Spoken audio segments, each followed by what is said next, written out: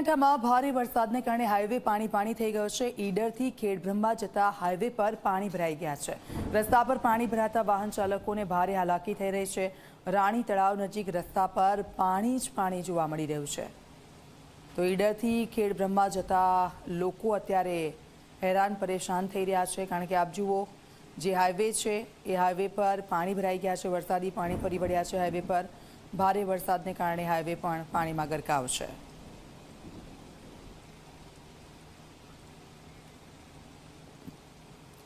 તો ઉત્તર ગુજરાતમાં વરસાદી માહોલ છે અને તેના કારણે આપ જુઓ રોડ રસ્તા છે બ્લોક થઈ ગયા છે અને આ રાણી તળાવ નજીક રસ્તા પર પાણી ભરાઈ ગયા છે।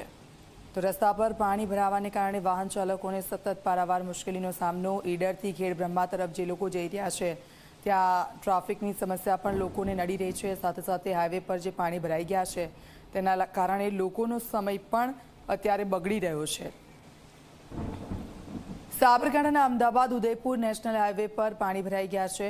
સરકારજી પાસે નેશનલ હાઈવે પર પાણી ભરાઈ ગયા છે। 4 લેનમાંથી 6 લેનમાં રૂપાંતરણની કામગીરી ચાલી રહી છે।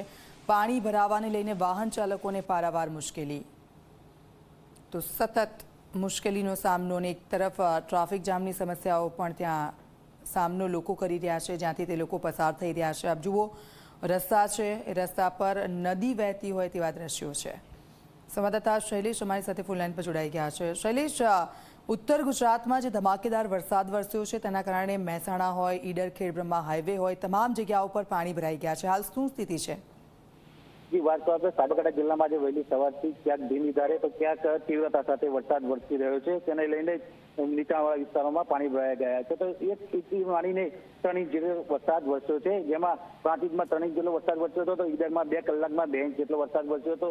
વરસાદ વરસવાને લઈને નીચાણવાળા વિસ્તારોને રોડ પર પાણી ભરાઈ ગયા છે। તો હિંમતનગરથી પસાર થતા અમદાવાદ ઉદયપુર નેશનલ હાઈવે પર સરકારી જીમથી જે મોતીપુરા સુધીનો રોડ છે, રોડ ઉપર જે 4 લેનમાંથી 6 લેનમાં કામગીરી ચાલી રહી છે, તે કામગીરી અધૂરી હોવાના કારણે પાણીના નિકાલના અભાવે રોડ ઉપર પાણી ભરાઈ ગયા છે, જેને લઈને ટ્રાફિક જામના દ્રશ્યો સર્જાયા છે। ઉપરાંત વાહન ચાલકોને પરેશાની ભોગવવી પડી છે। અત્યારે હાલ પણ વરસાદ વચ્ચે જે છે વાહનોની લાઈન લાંબી કતારો જોવા મળી રહી છે, તો બીજી તરફ પાણીના નિકાલના અભાવે રોડ ઉપર પાણી જોવા મળી રહી છે। બિલકુલ, આભાર શૈલેષ, આપની પાસેથી અપડેટ્સ લેતા રહીશું। તો જ્યાં જુઓ ત્યાં પાણી જ પાણી જોવા મળી રહ્યું છે। 2 થી 4 ઇંચ વરસાદ ઉત્તર ગુજરાતના અલગ અલગ વિસ્તારોમાં જે જોવા મળ્યો છે। ઉદયપુર નેશનલ હાઈવે પર પણ પાણી ભરાઈ ગયા છે। ઈડર ખેડબ્રહ્મા હાઈવે છે ત્યાં પણ પાણી વહી રહ્યા છે।